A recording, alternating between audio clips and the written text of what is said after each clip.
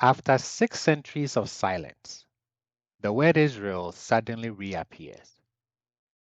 Not in a book, not in a prayer, but on silver, struck by human hands. This is the moment the name Israel returns after 6 centuries. For hundreds of years, Jews called themselves Judeans. Every inscription, every papyrus, every contract, the same pattern.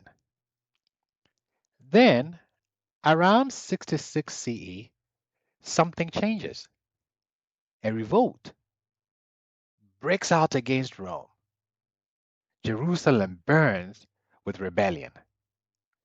And in the chaos, a new coin is minted. On that coin are 2 words that change everything. It reads on the coin, Shekel Israel.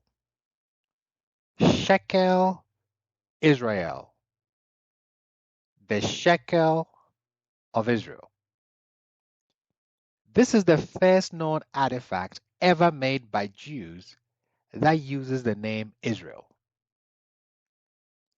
Now, we can date this coin precisely within 6 months from autumn of 66 CE to spring 67 CE. We can date it precisely within 6 months. It's not just a word. Shekel Israel is not just a word. It's a declaration. Imagine holding that coin, silver, freshly struck. The words Shekel Israel carved into its surface. It's not a literary text. It's not a priestly scroll. It's a message from the people, from the mint, from the streets, from the revolution. For the first time in history, ordinary Jews could hold the word Israel in their hands. But here's the twist. The word doesn't appear as a personal identity. It appears as a symbol, a biblical echo. I repeat it. The word Shekel Israel, the shekel of Israel, doesn't appear as a personal identity. No. It appears as a symbol, a biblical echo.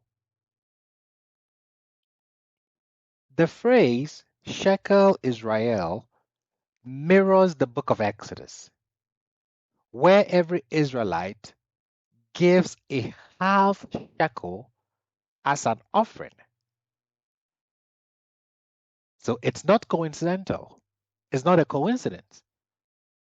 It is biblicizing language. When you hear Shekel Israel, that is biblicizing language. It's a deliberate reach back into scripture. After this coin, the word Israel begins to appear again, but rarely. It shows up on Bacoba coins. You're looking at 132 to 135 CE with phrases like for the freedom of Israel, Shimon, Prince of Israel. It shows up on gravestones and synagogue mosaics in later centuries, always quoting scripture or echoing biblical blessings. Every time it appears, it's wrapped in biblical language. It would appear as peace upon Israel, redemption of Israel, freedom of Israel. Never, I am Israel. Never, we are Israel. It's always symbolic. It's always collective. It's always scriptural. So what is happening here? Let me explain. The word Israel isn't returning as a tribal name. It's returning as a mythic identity, a sacred idea reborn through scripture. Let me repeat it and let me explain it again. I'm saying that after the shekel of Israel coin, the word Israel begins to reappear or begins to appear, again, but rarely.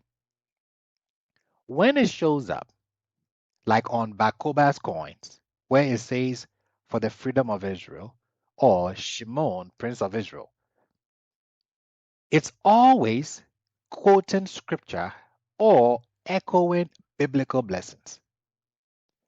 Every time it appears after the shekel of Israel, every time it appears, it's wrapped in biblical language.